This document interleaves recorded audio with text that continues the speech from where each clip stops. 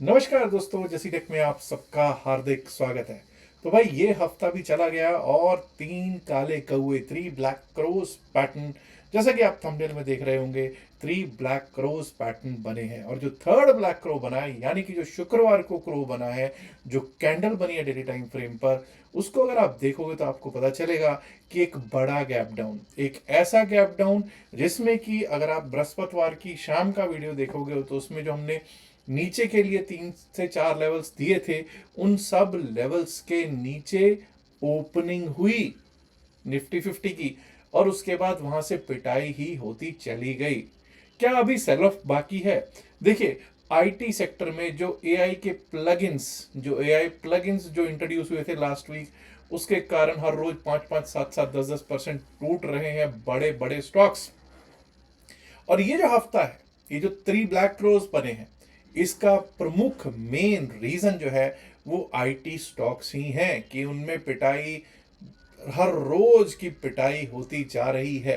और कहीं ना कहीं अगर आपको याद हो तो लास्ट वीक हम लोग बातें कर रहे थे, पहले 7 दिन में क्या होता है आपको मालूम है कि भाई एस आई पीज लगती हैं। अब इस हफ्ते में एस आई पीज भी 10 तारीख के बाद तो आपको पता है वो हो जाता है कि अब 8-10 तारीख तक एस आई पीज लग चुकी होती हैं। अब धीरे धीरे वो पैसा भी आना कम हो रहा है। लेकिन कुछ दिनों से अगर आप देखोगे पीछे, तो एफ आई आईज जरूर कैश में कुछ बाइंग करते हुए नेट बायर्स दिख रहे हैं, बट वो 100-150 करोड़ की नेट बाइंग जो होती है वो इतना बड़ा असर नहीं डालती है। वो भी अगर आप देखोगे volumes are good, but when you talk about buy sell का difference, so that net net value जो आती है वो बहुत ही कम आ रही होती है। चलिए एक बार देखने की कोशिश करते हैं कि क्या स्थितियां रही और आगे क्या हो सकता है, इस पर जरा फोकस करेंगे।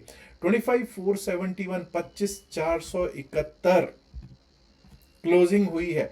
और आप देख सकते हैं कि 11 फरवरी, 12 फरवरी, 13 फरवरी, इतना बड़ा बीच में गैप देख सकते हैं, कितना बड़ा 12 से 13 फरवरी में गैप है। यानी कि एक गैप डाउन ओपनिंग हुई, कुछ कोशिश की अपसाइड पे जाने की, लेकिन बात नहीं बनी।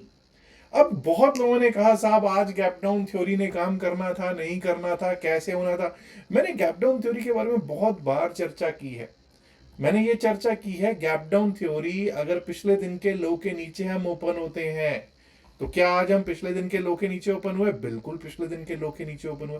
लेकिन जब तक हम पिछले दिन के लो को रीगेन नहीं करते, उसके ऊपर टिकने नहीं शुरू करते, तब तक अपसाइड के बारे में हम नहीं सोचते हैं।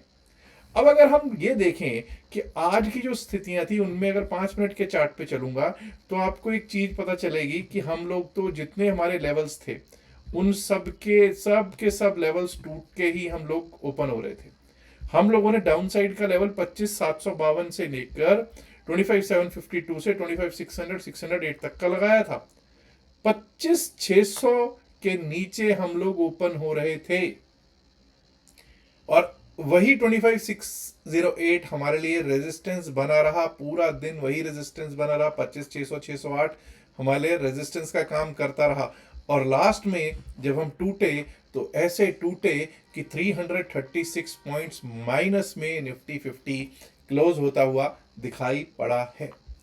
ऐसा करते हैं, सबसे पहले तो निफ्टी 50 पर ही चर्चा करेंगे, डेली टाइम फ्रेम पर लेकर चलते हैं। पहले मैं लेवल्स को विराम दे देता हूं, और यहां पर थ्री ब्लैक क्लोज आपको दिखा चुका हूं।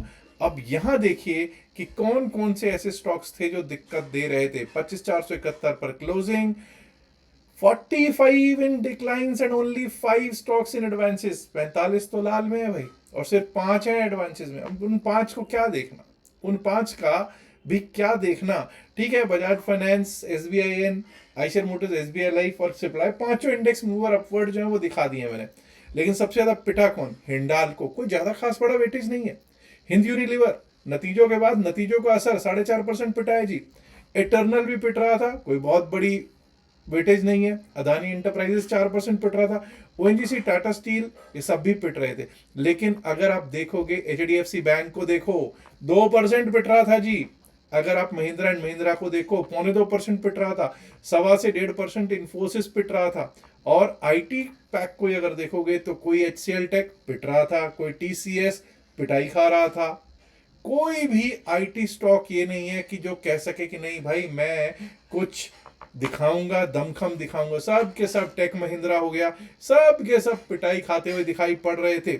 और जब सब पिटाई खाते हुए पड़ रहे थे तो क्या रिलायंस इंडस्ट्रीज नहीं मार खा रहा था? वो भी मार खा रहा था। आईसीआईसीआई बैंक भी, जो बड़े स्टॉक्स हैं, सब में मार पड़ी है शुक्रवार वाले दिन।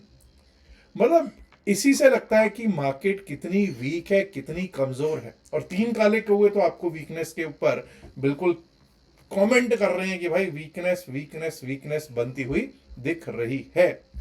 अब यहां पर अगर मैं देखूं तो डेमास पर, हालांकि मैंने शुक्रवार सुबह को भी ये बात की थी कि हम लोग भला ही 9, 20, 50, 100, 200 सबके ऊपर बैठे हुए डेमास पर, बट लेट्स नॉट फॉरगेट कि अभी भी हम आइडियल सिचुएशन में नहीं है। And what is that ideal situation? सबसे पहले तो अब तो आइडियल सिचुएशन यही होती है कि 9 डेमा सबसे ऊपर है, चलो मान लेते हैं 9 डेमा सबसे ऊपर है, उसके नीचे 20 डेमा होना चाहिए। लेकिन यहां पर आपको निफ्टी 50 में क्या दिख रहा है? 9 के नीचे 50 डेमा दिखाई दे रहा है और उसके नीचे 20। So this is not an ideal situation, this is not an ideal situation. अब अगर मैं इसी चीज को वीकली चार्ट पर लेकर चलूं और देखने की कोशिश करूं क्या स्थितियां, तो भाई वीकली चार्ट पर 9 वीक, 20 वीक दोनों को तोड़ के हम नीचे आ चुके हैं। कमजोरी की निशानियां 9 वीक्स, 20 वीक्स, दोनों वीक्स की अब आप सिचुएशन देख सकते हैं। कमजोरी कमजोरी की निशानियां दिख रही हैं। कहीं मंथली चार्ट पे भी कुछ ऐसा तो नहीं दिख रहा कोई कमजोरी?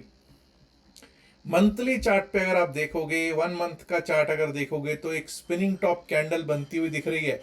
ठीक है, 9 month exponential moving average, 9 months exponential moving average चल रहा है और उसके ऊपर ही हम लोग। और 9 महीने के एक्सपोनेंशियल मूविंग एवरेज पे अगर हमको स्पिनिंग टॉप दिख रही है तो यानी कि आपको पता है ये तो खतरे की घंटी है रे बाबा, ये तो खतरे की घंटी है निफ्टी 50 में।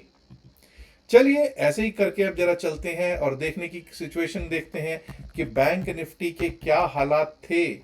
बैंक निफ्टी के जब हम हालात देखते हैं तो बैंक निफ्टी पे सबसे पहले तो मैं विराम दूंगा। जो डेमाज है इनको मैं हटा लेता हूं। पहले हम लोग इसको छोटे टाइम फ्रेम पर देखते हैं। छोटे टाइम फ्रेम पर क्या, 5 मिनट के चार्ट पे।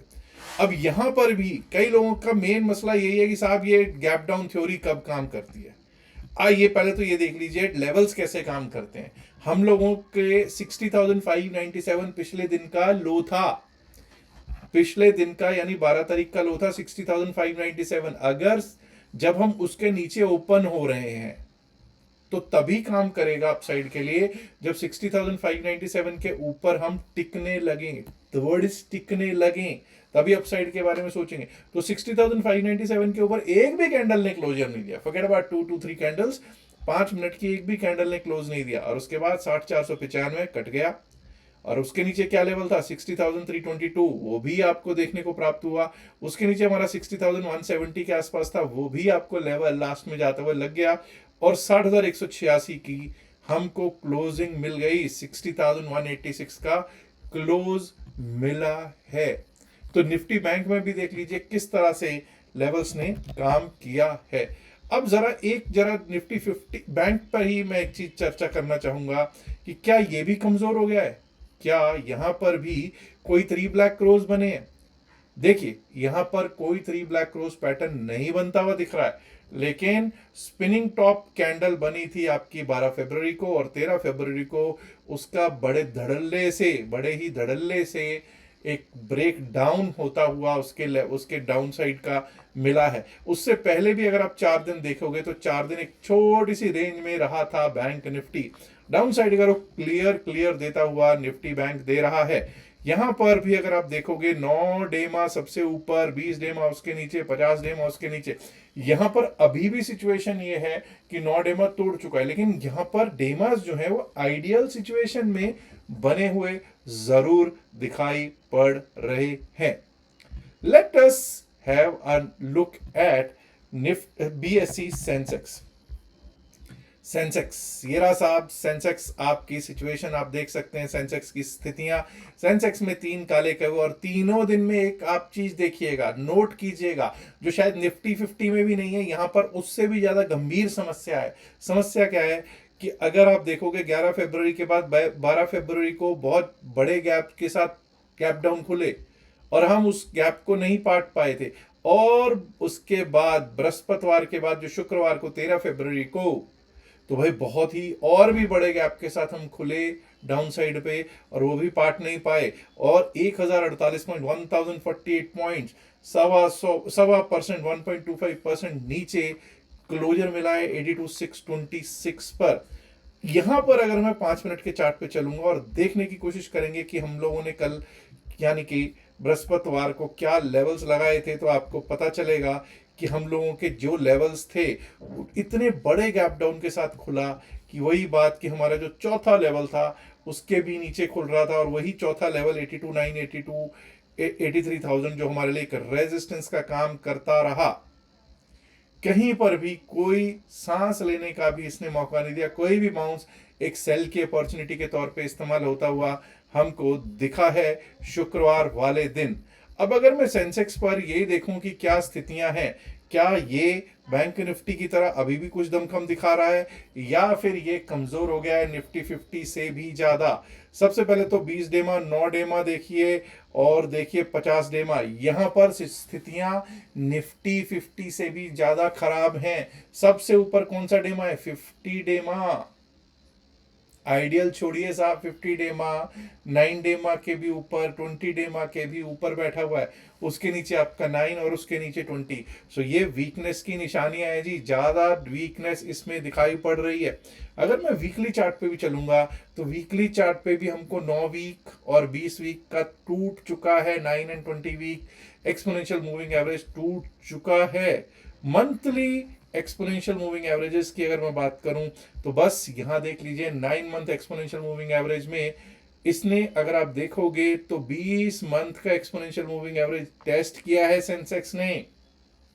20 month exponential moving average test हुआ है इस महीने में और इस पिछले 30 दिन में, और आप देख सकते हैं कि एक ऐसी कैंडल जो स्पिनिंग टॉप कैंडल है वो बनी हुई है। निफ्टी 50 में भी हमको स्पिनिंग टॉप कैंडल ही बनती हुई दिखाई पड़ रही थी। आइए दोस्तों अब चला देखते हैं कि निफ्टी मिड कैप और फिर निफ्टी के क्या हैं हालात। उसके लिए चलेंगे हम 5 मिनट के चार्ट पे और देखेंगे सबसे पहले निफ्टी मिड कैप पे क्या बातचीत हुई थी, क्या स्थितियां रही शुक्रवार वाले दिन। अगर हम देखते हैं दोस्तों, ये लीजिए, सब के सब लेवल्स जो हमारे डाउन साइड के थे उन सब लेवल्स के, ये समझ जाइए 13,767 के नीचे ही ओपन हो रहे थे। 13,732 कोई भी बाउंस वही 13,700 732 अब नया हमारे लिए रेजिस्टेंस बन गया, और कोई भी बाउंस एक सेल की अपॉर्चुनिटी बनता रहा। 13,580 का लो, 13,628 का क्लोजर मिला है।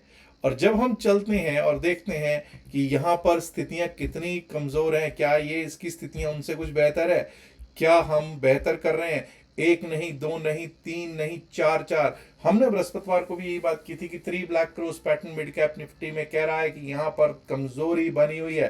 तो भाई लो, चौथा कैंडल भी आपको लगातार चौथा कैंडल भी आपको प्राप्त हो गया है निफ्टी मिड कैप सिलेक्ट में।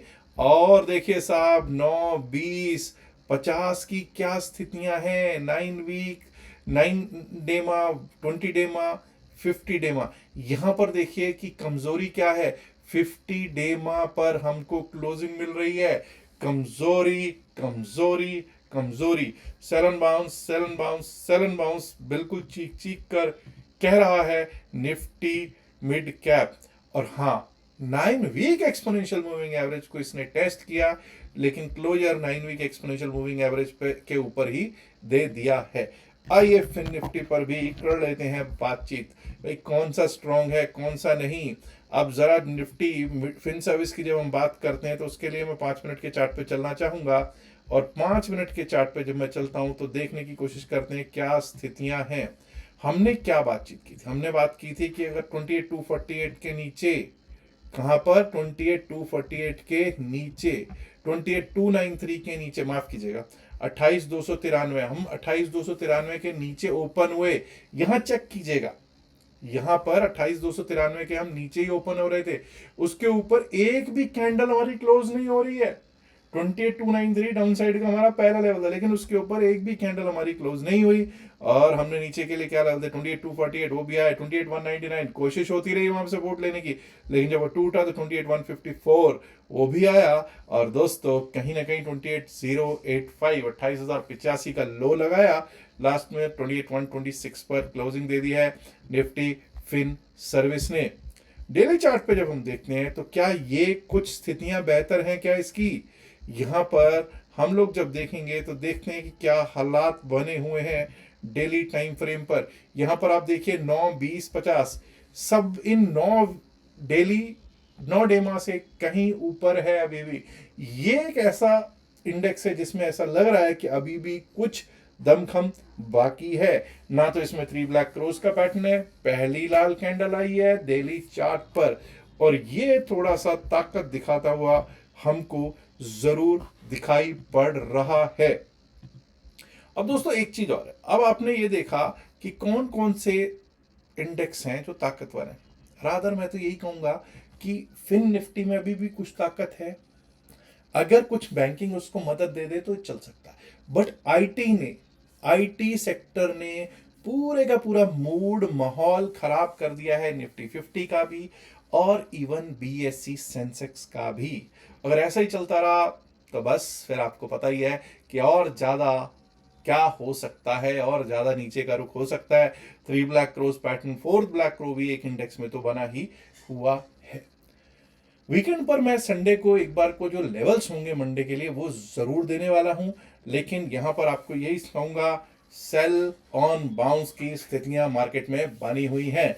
और हाँ, कई लोग ऐसे हैं जो क्रिप्टो करेंसी का हमारा 3 दिन का बैच लेना चाहते हैं। अगर आप भी उनमें से एक हैं तो आज ही नीचे दिए गए लिंक, जो कि डिस्क्रिप्शन में लिंक दिया गया है, पिन मैसेज वीडियो में लिंक दिया गया है, उससे आप अपना CoinDCX या डेल्टा एक्सचेंज का अकाउंट खोलिए और स्क्रीनशॉट शेयर कर दीजिएगा जो नंबर वहां दे रखा है।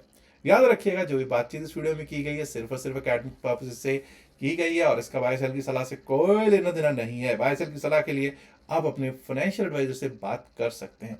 उम्मीद करता हूं वीडियो को आप लाइक कर चुके होंगे, नहीं किया तो लाइक कीजिएगा, शेयर कीजिएगा इस वीडियो को अपने दोस्तों के साथ ज्यादा से ज्यादा संख्या में। माय डियर फ्रेंड्स, अगर आपने अभी तक जस्टिक चैनल को सब्सक्राइब नहीं किया, देर किस बात की, सब्सक्राइब करना तो बनता है ना दोस्तों। शुक्रिया, नमस्कार, धन्यवाद, good luck for Monday, have a great weekend, bye bye.